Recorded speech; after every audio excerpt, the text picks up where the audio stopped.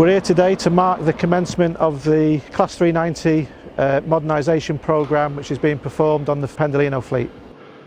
Current Pendolino is approaching 20 years old, so the passengers will immediately notice the new modern interiors, the new carpets, the new seats, tables, etc.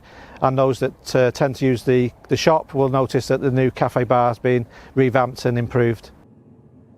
So this train is in with us for 16 weeks. The first 6 weeks is technology upgrades, testing and validation, followed by a new cafe bar installation, and followed immediately after that with the replacement of the flooring, the tables, the seats, the interiors, etc. In addition to the 100 people which will be involved in the day-to-day activities, there'll also be 8 apprentices integrated within the team. However, 80% of our investment into this project is within the UK supply chain, so clearly the number of roles is much greater. The first 4 trains will be the learner curve. The 5th train will be delivered in 2 weeks, and the current completion date is February 24.